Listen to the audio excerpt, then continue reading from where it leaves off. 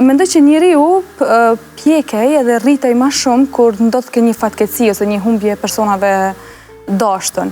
Deri para se ti humbja gjyshrit, do me thonë, mendoja që jetën e mendoja shumë të lehtë, shumë të thjeshtë, shumë të bukur, kurse kur fillun ata me u plakë dhe fillova me humb një nga njëherë gjyshin, babin e nanës, pastaj gjyshin që kisha në shtëpi, babajin e babit, edhe aty filloj jeta me marrë një kahje tjetër, filloj bot kuptimi me ndryshu, me pa që o Zot, pavarësisht sa vite kem kalu me ta, sa pak pas kanë qenë, sa shpejt ikën. Nga njëherë bile thojmë, pavarësisht sa bëjmë për dikën, thojmë sikur pak uj pas kemi kushtue, pak qenë kemi marrë me ta.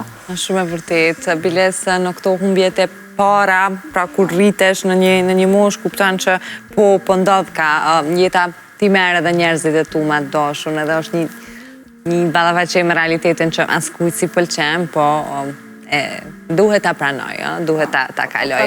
Po flasim për fëmijërinë, me karaten që ke pasti në fëmijëri?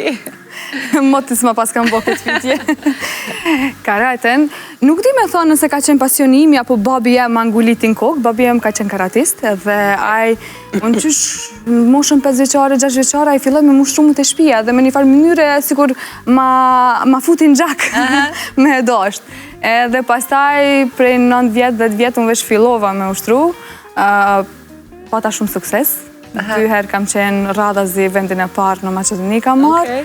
Po pasaj pësova një lëndim, dhe mbas 10 viteve që kam ushtru pa ndërprej, dhe 2 javë para se filloja për përgatitet ne i themi rrypit të zi, do me thonë, një danit, unë e lëndova meniskusin, pësova ca operacione, tash ka kalu, por që nuk munda kur më me u rikthy, aty ku mbeti, shkaku se fillova fakultetin për ekstrem. A mërzita shumë, të ndikoj keq kjo periud? Shumë, shkaku se në momentin kur doktori më informoj se do dueshte me operu, nuk u mërzita që do operohem.